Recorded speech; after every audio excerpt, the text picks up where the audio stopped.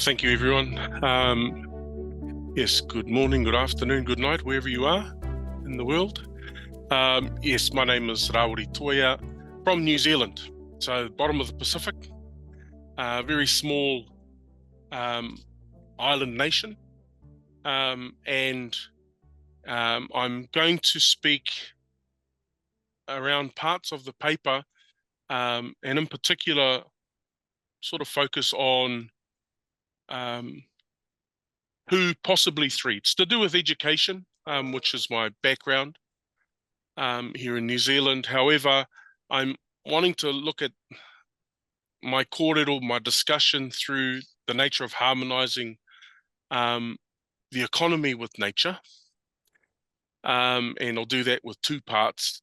And then looking at the dispersion of knowledge, and just bringing an Indigenous view or a Māori viewpoint to that.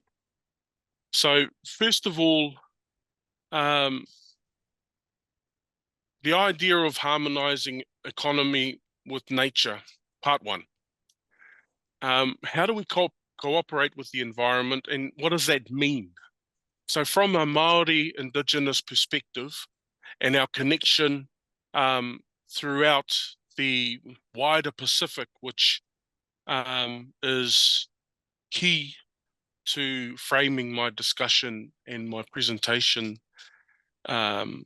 today, is based around a simple notion of whakapapa or genealogy. And I'd like to take a moment because as a nation, as a Māori nation here in New Zealand, we are in mourning. So we are in mourning of the loss of the Māori king from the end of the month of August. So after a very sudden and event, he passed away. So he's starting to frame this presentation because he was a key member of the wider Pacific in terms of connection and the nature of how we look at we as Māori people and how we cooperate with each other, with the wider Pacific, and with the environment.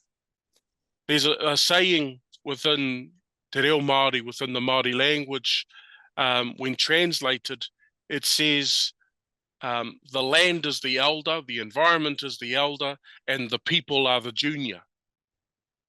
And so with that, there comes this challenge of thinking of how can we, as juniors, be the caretaker of something which is the environment and well in state.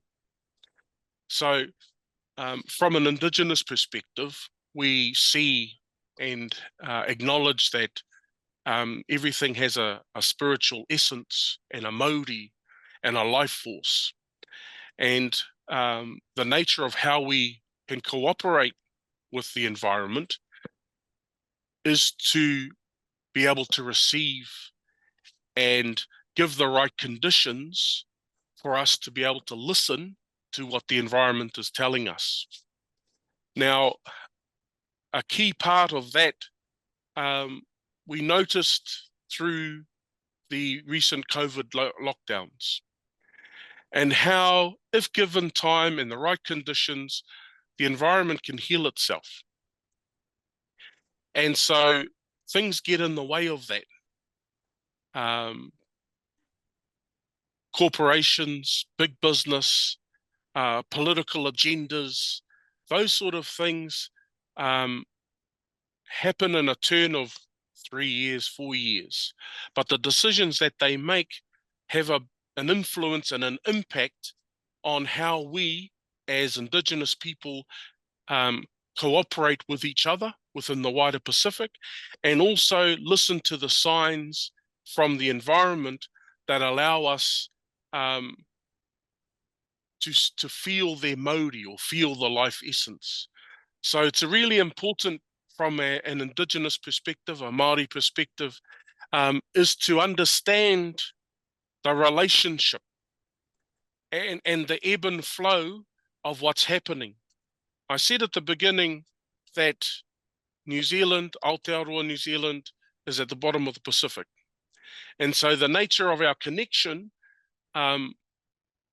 is via the water. We are moana people. We are people of the ocean.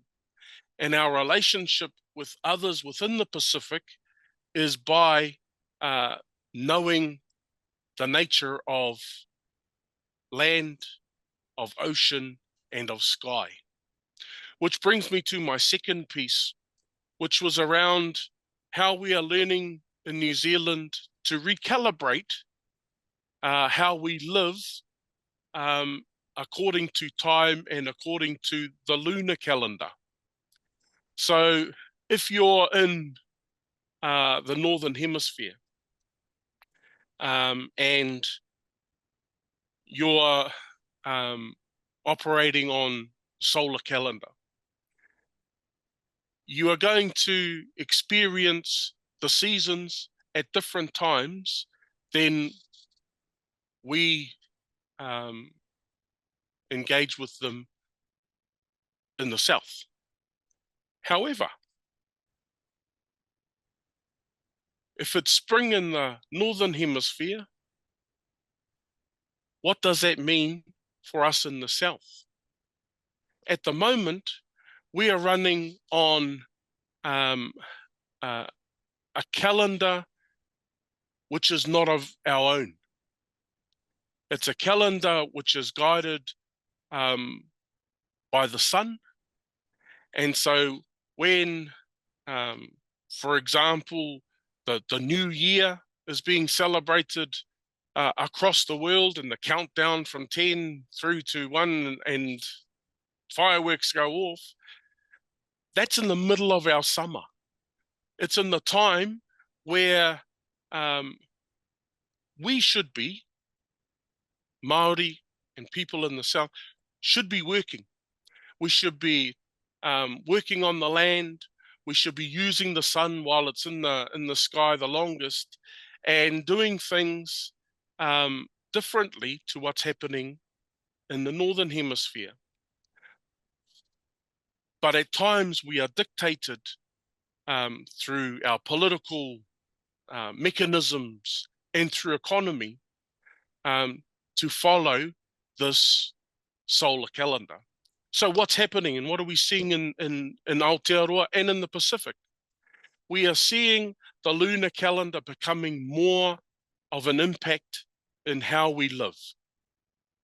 In an education space, we are looking at how the moon cycle affects the way that our kids engage with different aspects, whether it's theory, whether it's sporting endeavor, whether it's learning particular things.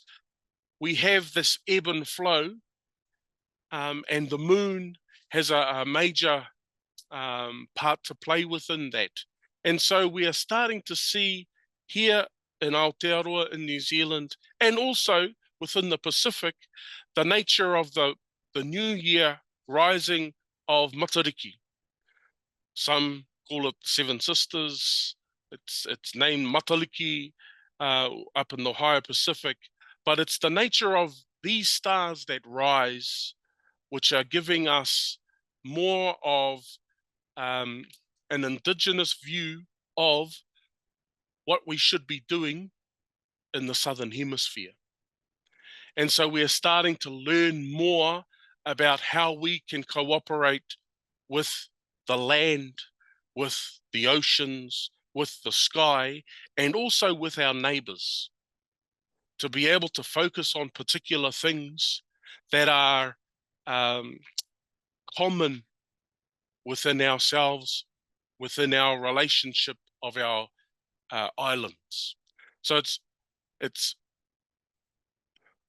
the idea and notion of following a calendar which quite often has no relevance to us. We've been doing for hundreds of years. And so it's only now recently in the last 10, 20 years where we're starting to reconceptualize this approach. And that's where we are at the moment. It's a new learning based on the lunar calendar. Finally, it would be remiss of me to not look at the nature of Indigenous knowledge systems in relation to how it's shared, in relation to how it's used, and in some way, the nature of how it's being harvested. We are currently going through huge discussions, wānanga discussions, around how our knowledge is being used and captured in online digital AI. And the question for us is, how do we maintain the integrity of our practices if that knowledge, which quite often is only partial, because we're still learning and gathering a lot of our knowledge, which has been lost over the last however many hundreds of years.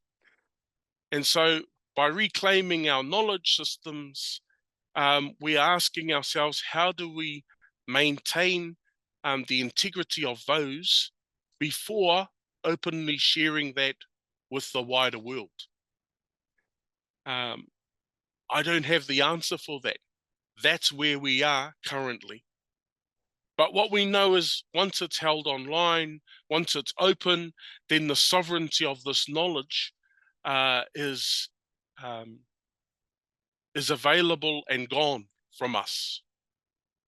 Not gone in terms of lost forever, but in terms of being able to look into and look deeper at learning about who we are. We are a fairly new